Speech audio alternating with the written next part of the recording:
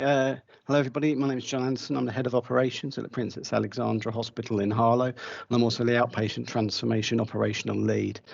PIFU has been a big part of what we've been doing in terms of outpatient transformation in our 5-year programme, which we started in 2020. PIFU, for anybody who doesn't know, is patient-initiated follow-up, and PIFU describes when a patient or their carer can initiate a follow-up appointment as and when they require, so when their symptoms or circumstances change. PIFU has been called a lot of things in the past, everything from open access follow-ups to patient-led follow-ups to open appointments to self-referral appointments, patient-initiated appointments. There have been an awful lot of terms over the years to describe what a patient-initiated follow-up is. But the overarching aim of a PIFU is to reduce unnecessary outpatient follow-up appointments whilst maintaining quality. So there are a number of benefits. So patients are seen when they most need to be seen. Patients are empowered, so patients are in charge. Patients have control over their condition and over their care. Ideally, and this is from an operational perspective, we reduce the number of follow-ups. We have a long history of patients, of clinicians, repeatedly inviting patients back for follow-up appointments just to check that they're okay. Well, PIFU takes that away. It gives the clinicians a safety net. It allows them to discharge on a PIFU pathway confidently, safe in the knowledge that should the patient's condition deteriorate or the circumstances change, they can quickly come back in and be seen by the specialist that they need to be seen by. This also has a knock-on effect for allowing other patients more time, to allow us to see more patients, reducing the pressure overall on our waiting lists. It saves our patients time and money and a lot of frustration trying to find parking spaces and sitting in waiting rooms. There's an environmental impact here in terms of it reduces carbon dioxide emissions and it reduces unnecessary travel. And most importantly, at the minute, certainly, is it supports our COVID-19 recovery. Now, in terms of how we went off and did this, we did a classic PDSA cycle. We did tests for change. We picked a couple of pilot areas. So specifically for what we did, we looked at fracture clinics. That was a high usage area. And we also looked at neurology because essentially the consultants were really keen on doing it. So we went through successfully through our test of change process. We had a few bumps in the road. So this session is well titled for that. So we experienced our own. Most of ours were around our rather unique IT system, which we're in the process of changing. But we have fought gallantly to get it through that. And as we sit here today, we currently have 6 specialties live on PIFU, with a 7th launching on Monday, 2 more by Christmas, and another 5 early in the new year. In October, we had 175 patients added to a PIFU pathway, which I think is really good for what we have. And our trajectory, and we're confident of achieving, is to have 450 patients on PIFU pathways by March. Looking at overall figures, it means that we currently have 777 active patients on PIFU pathways, and so far 3.5% of our patients from specialties who are active on PIFU are currently utilising PIFU. Now, the national target is 1.5% by December and 2% by March. Now, that is for all outpatient attendances, so we have quite a long way to go, and that is a steep challenge. But from the specialties where we're live, we are delivering against that, which is really, really impressive, I feel.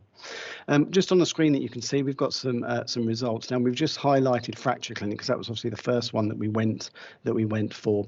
The thing with PIFU is that obviously there's an agreed time scale of which patients remain on PIFU. So some of our newer specialties, those patients are still active within their time frame, so haven't been essentially discharged. But the fracture clinic timeframes are much shorter. And from the dates that from the data that we've got, we're estimating that we have saved 215 appointments just in fracture clinic alone. So if you look at that and then multiply that across all of the specialties that we have, we can see that this potentially could have a really massive impact in a reduction in the number of patients that we need to see without reducing the quality of care that they receive. So patients are still able to access their care should they need to, but we have additional capacity available to see patients who really need to be seen. So as you see from the table in front of you, within a fracture clinic per se. There's 307 patients who have been given a PIFU outcome, and so far only 13 of those patients have actually made contact with us and asked for appointment, which really is a quite a successful figure. So not only have we captured those patients, but it is actually quite a low percentage. And I know that when we initially launched, we had some fears that actually this was going to be a huge floodgate, was going to open, and we were going to be inundated with patients wanting appointment after appointment after appointment and access after access. That simply isn't the case. PIFU has been a really big success for the specialties that we've launched out, and we're really pleased with the progress that we've made. However, none of this can be done without a lot of support. So I'm here today fronting the presentation, if you like, as the operational lead, but none of this could be done without the colleagues on the call today from our Quality First team. So there's Emma, Robbie and Kevin, who we are very grateful for helping us push this through, but also our clinical leads and our operational leads within those specialties. PIFU is a clinical decision. It's a decision made on an individual patient basis by a clinician. So the clinician decides if a patient is feasible for PIFU. So we really, the key bit to this is getting your clinicians on board, getting that in early engagement, agreeing with them the pathways, the time frames, and such like. And it does need to be on an individual patient basis. There's no point in trying to put an entire cohort of patients wholesale onto a PIFU pathway. It really does need to be an individual decision. So that's the key bit of learning for me. Some of the feedback that we've had from our patients is they love it. You know, they're feeling really empowered by their decision making. We've had comments such as, you know, thank God I've been discharged. You know, keep coming back for appointments that I didn't want. Or those that have made contact have really benefited from the contact and the fact that we can get to them much quicker than if they were going back through the whole cycle again or waiting for their 6-month or annual follow-up, which is really good. The third part is to really have a very organised approach to it. So we have a very, very organised approach to how we roll out PIFU with key steps and stages, which we'd be very willing to share with anybody who would like. We're very happy to do that. It's not rocket science. This I do emphasise it isn't rocket science, but it does take a lot of organisation, a lot of engagement, and a lot of dedication, and you just got to keep chiselling away at it. And to ensure that you deliver. So as I say, you know, we're making really good progress with PIFU, but we acknowledge that we have a long way to go. As I said at the start, we're live with 6 specialties, and a further one on Monday, 2 more before Christmas, and 5 by early next year, which should see us go live pretty much with all specialties across our offering. Which I think is really quite impressive, and I think that's about all I've got. Well, thank you so much. I didn't even get to ring my bell, John. I'm sorry. So I'll ring it now. You've got 5 minutes left. So that's fabulous. I'm really interested in the concept, and I've written a few notes down. So I guess you have to really pick your patient, your appropriate patient, to put them on this pathway. Is that right? Yeah, it is right, and so patient circumstances do come into it. So the clinician has to be confident that the patient is capable of identifying when their symptoms or circumstances change, that they are able to do a certain amount of self-care for their clinician, for their condition. Sorry, and it is very condition dependent on that, so that's where you really need your clinical input for it. I wouldn't suggest anybody goes down the line of as I mentioned, blanket cohorts of patients. It needs to be that individual approach. It may well be that, I don't know, so for fracture clinic, quite a lot of the simple breaks and fractures are absolutely PIFU related, and a majority of those will come in, but there may be certain cohorts of patients who may not be as suitable, or unless they have support in place, may not be suitable for a PIFU pathway. But that's where the clinician decision tool comes in how we manage our patients. And when do you hope to have the whole trust sort of signed up to the PIFU? So our aim and our aim and the trajectory is to be live across all of our outpatient specialties by May. That is our plan. So far, as I say, we've got those specialties lined up into early next year. The remainder we're just waiting on dates for to start, but we're confident that by May we'll have PIFU available to all of our specialties. And it is interesting. I mean, I find it interesting, but looking at the take up across the different specialties, it is varied. So, for example, I think it's neurology. Currently, I've got it here actually. Neurology is currently 11.8% of their patients are being referred on to PIFU, which is really high. Whereas others, pediatrics, we're very early days with, but they're only 0.5%. So it's a case of slowly. But it really that leads into my other question, John. Are you evaluating the service and are you testing to see that appropriate patients are being sort of added on to the pathway? Yeah, so we have regular team meetings. We also go through regular DQ issues in case anyone's been inappropriately put on a pathway. We also have good liaison back with our patients in terms of their overall satisfaction as well as clinician satisfaction with the offering that's being done. So as I say, we're approaching this under the PDSA cycle and in terms of of the Trust QI approach, which is well embedded at PAH. To ensure that we are evaluating it as we go. Thus far, we've had no datexes or incidents raised. We've had no significant issues, no incidents. So far, touch wood, we're in a good place. Josh, I think Claire's got a question for you as well. Thanks, John. Oh, just to say, John, that my previous role was within the outpatient setting, and obviously during COVID, after COVID, I was a big part of that kind of getting patient numbers back up, and COVID safety was obviously a massive priority in terms of managing the waiting area and trying to maintain the clinics that we do have, but maintaining the safety. And we used to have people queuing up at the door, and we had days where it was challenging to say the least, and this is fantastic because obviously this contributes to going online, having virtual appointments, but actually putting patients at the forefront of their appointments is another way of putting them in charge, keeping them involved in that care, but also maintaining that safety and getting that right balance between virtual, not needing an appointment versus that face-to-face juggling act, I think, which is obviously a bigger thing now post-COVID in terms of that safety and keeping everybody safe. So yeah, it's really interesting actually. Yeah, no, absolutely. Patients with long-term conditions, I'm one of them. I'm an independent diabetic, and my local hospital doesn't offer this as yet for my condition. So I'm really keen if I can be offered that, because I think as a diabetic it would be very useful for me. And diabetes is one of the specialties that we're going to be launching very shortly. It's great. Robbie, you've got a question. You've got your hand up. So John was very kind and gave me a shout out amongst others. I've had nothing to do with this project. So John, Emma from the team, Lindsay, and lots of people in John's wider outpatients team have made this a success that it has been. It's been phenomenal. John, what do you think has been the secret to the way that clinical staff have engaged with this to enable it to happen? What are the key magic ingredients that have meant that this has been successful in a context of us with operational pressures, etc., that we experience?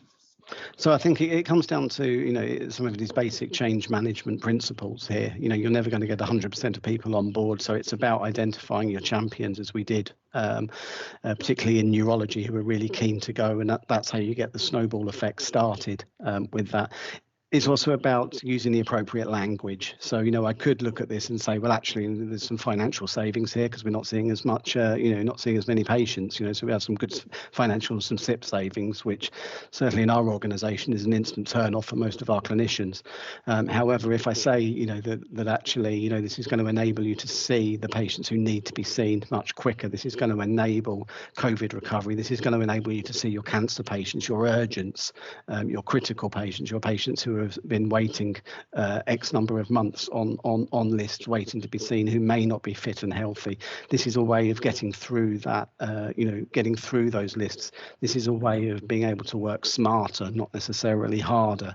It's about selling it on that basis that's been really successful for us, as well as then having the doing the immense amount of work in the background, and you can't really underestimate the immense amount of work in terms of making sure that all of the processes, the SOPs, are in place, that patients don't fall off the end of a PICU pathway, that we manage them appropriately, we follow up with them, we make sure that they're safe, we make sure that they're outcomed correctly, that we make sure that all of the T's are dotted, the I's are crossed, and that things like the training materials are absolutely correct. So it's all. I'm sitting here as the operational lead. As Robbie said, he hasn't had a lot to do with it. In fairness, I've herded cats and enabled a lot of this to happen. It's the people under me that have done the work. Absolutely, teamwork. And one last thing, John, are you open for having colleagues to contact you directly? Oh, 100%. More about this, because obviously I think lots of people are going to be interested in replicating this because it's such a good idea. Yep, yeah, absolutely, 100%. I'm a great believer in sharing. I'm a great believer in learning from others and stealing without prejudice. So yes, absolutely. Thank you so much. So Lorraine, hospital. Good afternoon. Yes, so my name is Lorraine Talbot. I'm the General Manager for Outpatients and Clinical Administration. And today I'm going to talk to you about a project within a project, really. So that project was the enablement of a virtual receptionist for our video consultations. So like all trusts, in response to COVID, we almost overnight went from a predominantly face-to-face appointment trust to a trust that suddenly went to more or less everything being non-face-to-face. And just prior to COVID hitting the globe, we had started a piece of outpatient transformation work to look at video consultations. And obviously then all of a sudden we were just literally going through the pilot stage with a particular company, and then all of a sudden COVID hit. And then we were presented with the opportunity to use Attend Anywhere, which is obviously a nationally used piece of software in order to deliver video consultations. So we launched Attend Anywhere literally in the most incredible breakneck speed. It wasn't the standard way of launching a new product. We threw every rule out of the book in terms of how you deliver a project, and we just did it. We just launched it. Now, that was great, but it meant that we were then on almost like a bit of a backwards learning in terms of, right, now we've got it in, now that we're using it, what can we do to make it gold standard, and what can we do to make it a good experience for both our patients and for our clinicians? And one of the things that was concerning us at the time, and I'm going to share my screen now, if I may. So one of the things that we found fairly quickly, and I think the best way of looking at this is probably the results part of this slide, was that this isn't actually the slide. Sorry, but let me just carry on for a moment. I can share for you, Lorraine, if you want. Yes, please, Emma. Thank you. Thanks, Em. So I'm sorry, I didn't expect to share the slide today. I thought it was going to be there, so apologies for that. So one of the things that we noticed quite quickly is that we had a very high abandonment rate of our video consultations. And we found out really quite quickly that the reason why this was happening was really through lack of confidence. That's lovely. Thank you, Emma. And it was really through lack of confidence on the part of the patient in terms of joining a forum to have a video consultation, but also the clinicians. And what would happen is that if a patient entered the virtual waiting room and there was silence and there was nobody there to greet them, they would quite often abandon the call. So we decided that what we really needed to do was to implement what we would call a virtual receptionist. And what that basically meant is that we reconfigured the system in order for our receptionists that man the physical reception in the hospital to be in the virtual waiting room, ready to greet the patients as they arrived into the virtual waiting room. And you can see from the results on this table here that we went from very high numbers of abandoned calls to very high numbers of successful calls. Now, I'm pleased to say that in the period that we have been operating with the video consultations, we've now had 8,244 successful video consultations since COVID began with our patients. And for us, that's a great measure of success. So just to really explain also some of the other things that we were doing with this to try and bring in some improvements. We also, when Attend Anywhere was first set up, we set it up that each individual speciality had its own entry point into the platform. And again, we found out through feedback quite quickly that patients were having to scroll through numbers of speciality names to find the speciality name that they needed to join. So again, we did some reconfiguration work, and we now offer just one entry point, which is a main outpatients reception. So if you liken it to the physical world, it's like coming into one central reception point and then a receptionist pointing you in the right direction to which subway you need to go to. And this is what we introduced again this summer for Attend Anywhere. And the two things together, we are now in a position where we are ready to grow.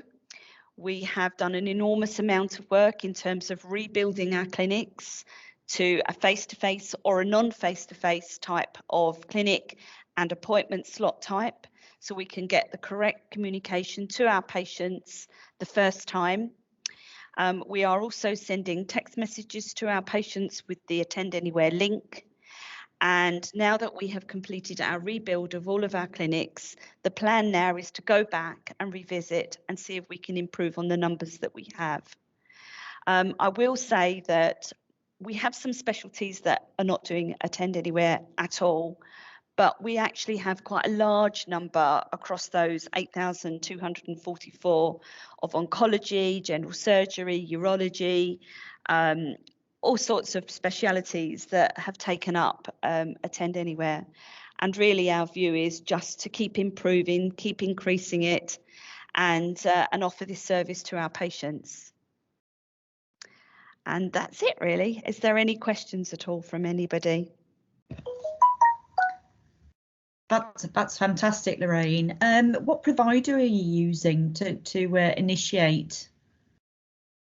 It's Attend Anywhere. Attend Anywhere. Attend Anywhere, yeah. Oh, sorry. Sorry, what was that? It's called Attend Anywhere. Got you. Yeah. It basically, what happened, and Robbie will probably, and John might know the detail around this a bit more. I think as part of the national COVID response, nationally, I believe that an agreement was made with this company, which is based in Scotland, that was already being used in some other trusts, mainly in the north of the country.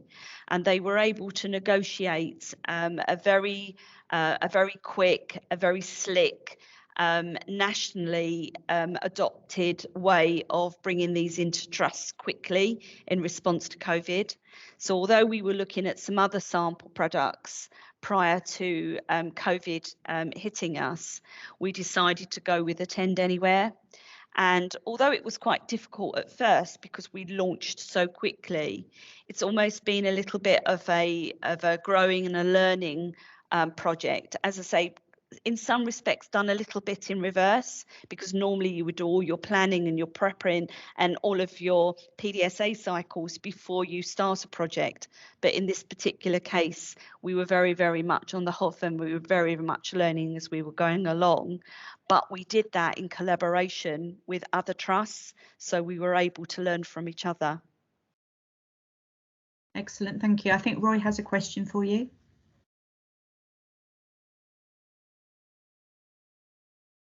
Yes, if I may, I think this is very encouraging. I mean, I've been trying to get the NHS to be digital first for 40 years, and you've achieved more in 4 months than, you know, I've achieved in 4 years. So well done with that. Can you just sort of give me a different picture of the landing page? So here I'm Mr. Lilly. I've got a spot on my thing. I'm going to the spot on my thing department as an outpatient. What do you give me? Do you send me a text with a link to a web page? Just tell me how it works from a patient's point of view. Okay, so from a patient point of view, what happens is that you're booked into a non-face-to-face slot, and if that particular clinic offers video consultation appointments, your letter will give you all of the instructions to say that you are able by choice to join the link that's included in the letter to have your appointment by video consultation. Right. We also is that a QR code, or do I have to type the link in? No, you don't have to type the link. So you would type the link in through your letter, but also 2 days before your appointment, you are sent a link by text. So if you use the link by text, you're able to just click that link and go obviously onto the platform. Yeah. And then when do I see the virtual receptionist? Okay, so what happens is that you join the link, and as you join the link, it comes up with an option. There's a check where you have to put your details in to make sure that you're allowed entry into that link. So for example, it will be probably your name and your date of birth. And then as soon as you then click that, you're greeted by this sort of, almost like this sort of setup. You're greeted by a virtual receptionist who will then do your full demographic check with you to make sure that we've got your address, your details correct. Okay, when you say it's a virtual, is it like it's a real person? So it's a real receptionist. I'll tell you a little bit about that. We used to when we first launched, we used to use the receptionists that were in the reception areas. And part of the reason why we were doing that is because they weren't having any face-to-face appointments coming at the time. Everything was telephone. So we had an available resource at that time to do that. But since we then started bringing more and more patients back face-to-face, we realised that it just wasn't appropriate to have the noise of a normal reception going on when you're trying to have a video conversation with a patient to, point them in the right direction, to take their demographic checks. So basically what we then did is we decided to remove that whole function out of reception, and it's now part of our outpatient appointment booking service, so that we've got cover from 8 a.m. in the morning until 6 p.m. at night. So these people could work from home? Yes, absolutely 100%. And they have worked from home before. Yeah. I see. Good. Well, good luck with that. It's not dissimilar to the system I'm using in Milton Keynes, but I don't think it's attend anywhere. But it is interesting. Now, the contract that you've got to do this is negotiated by the department. How long does it go on for? This one goes until April. And then what have you got to do? Then you've got to buy it for yourself, or does it still come as a free? That's right. Absolutely correct. Yeah. So that work will be underway very soon to start negotiating that, to start looking at what's available, and to start that whole procurement process. So do you have to go through a procurement, or can you just roll this on? I think it will need to go through procurement. Right, that's another palaver, isn't it, really? Yeah, that's correct. If you've got something that works, you might want to keep it. I mean, there's a row going on in primary care now, because primary care were given Livy to do distance consultations, and now that ends in March, I think it is. Yeah. And now there's an argument about how that's all going to roll over or carry on. Yeah, Well, no doubt the NHS will make it as difficult as it possibly can for itself. But So yeah, you're absolutely right. We're actually looking at a regional procurement with a number of our colleagues across our ICS and potentially across the region for procuring. I think that procurement it is a positive step, because we need to make sure that we get the right system going forward. We went with the Tend Anywhere because that was the national directive and the system was right at the time. But there are many more systems out there now. The marketplace is a busy place. So I think there are other offerings. It would be silly not to test the market. Yeah, I just hope it doesn't kind of stall the impetus of this, because so much of this is no going back, isn't it? We've been through a horrible period with COVID, but there have been some good things that have come out of it, and one of them is this. Speaking as a patient with a spot on my thing, this is a lot easier for me to deal with. Yeah. Careful, Robbie, have an accident. An accident, you don't want a spot on your thing, I tell you. But I mean, it is important that there's no going back on this, because the easiest thing to do would just to slip back into old ways. Yeah, we are very, very, very keen now to build and grow with this, because I agree with you. I think this is absolutely a fantastic thing to offer patients. I wish that all GP surgeries offered this rather than just the straight telephone call. And I'm really hoping that more of our clinicians across a much broader of specialities will take this up. And that's our really keen drive now to push for 2022. You're going to have to, because 5% of all road traffic journeys are in some way involving the NHS. So that it's either deliveries or patients going out, patients or visitors or what have you. And of course, we've got the biggest carbon footprint in Europe in the NHS. And after COP26, 3, 2, whatever it was, COP out 23, we're going to have to start shedding carbon, and it means that you won't be able to drive to hospital because there won't be any car parks. Yeah, definitely. Agreed. Really good. Sorry, Vanda. I don't know. Where are you gone, Vanda? Oh, there she is. Did Robbie say something? Yeah, apologies, I went to turn my light on. It's getting a bit dark in here, so that's better. Well, you're used to working in the dark. It's the NHS, dear. Absolutely. I was just going to ask as well, Lorraine, are you triangulating the sort of figures of non-attenders and those figures that you showed us in your poster? Obviously that's going to provide you with evidence that this method of delivery actually works. Absolutely, 100%. I mean, generally, we've been looking at our DNA rates over the whole period since we transferred over to predominantly a non-face-to-face. And obviously now we're working back towards some face-to-face delivery again. And actually during that period where we were delivering predominantly non-face-to-face activity, our DNA rate literally, I mean, we don't have a bad DNA rate at Princess Alexandra Hospital. It's around about 5%. But actually it got even better. People don't have to have time off work, do they? They can go somewhere private and have a consultation. Yeah, so actually our DNA rate went down again, and we didn't think that it would get much lower than what it was, because we feel we've already got pretty good rates at Princess Alexandra, but it definitely did. It has crept up a little bit again now that we've gone back to more face-to-face again, and it just shows you really the convenience that it does offer towards patients. Absolutely, but there's room for both, isn't there? Yeah, definitely. We have to still offer face-to-face consultations, but there's definitely a place there for video and telephone consultations, definitely. Yeah. It's been really pleasing to see. If you're going to say old people can't use technology, I'm going to come round your house.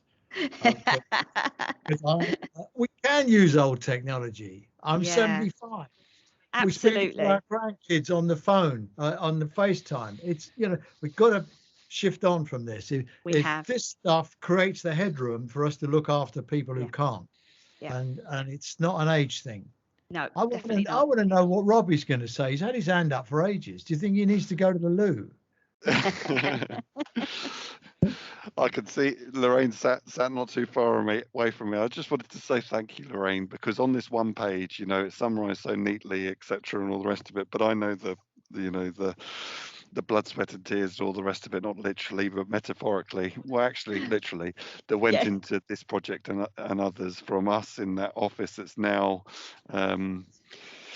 Our pre-assessment and things like that, drawing things, trying to understand how Cosmic, our IT system, works, and other bits and pieces like this, to you and your teams doing the work that's required. So thank you. You presented fantastically. I continue to be proud of you all. This is a great piece of work, and we're very grateful and appreciative for you and your team's work in and around it.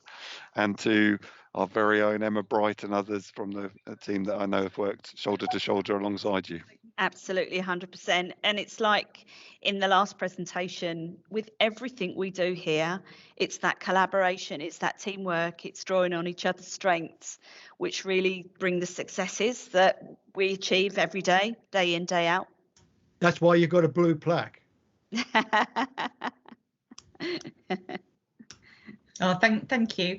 Well, we're coming to the close of what's been a really packed day. So if Claire and I can just summarise, really. So we started off at 9 o'clock this morning. I'm very rude. Before you do it, I've got to go to another tent. Can I just say, bless you, thank you all. Thank you for what you've done to keep us safe, and thank you for what you've done today. I look forward to seeing you all in the flesh soon. Thank you, Vanda. Thanks, Roy. Bye. So if I can sort of go back to 9 o'clock this morning. So Robbie and Lindsay obviously guided us through some action learning sets. So that was interesting and a little different to what we used to. So we might have been privileged to actually attend some action set learning, but I think it was very different but very effective this morning. So then we had 2 sessions by colleagues again from the Princess Alexandra Hospital, from Sam and Lisa, talking about their services and their improvements and things which were going on, and Nicola talking about learning from data sets, her mortality data. We then moved on this afternoon to Tina Hadley Barrows, who's a consultant physiotherapist, and talking about CAT groups, which is critically appraised topics, a very interesting tool to actually answer important clinical questions. So I'd urge you to watch the video, and this is available in the box set. Very interesting stuff. Then Hesham, our colleague, talked about hexitime, and so he talked about kindness and sharing skills through the hexitime platform. Again, I urge you to watch the video and to find out more about hexitime.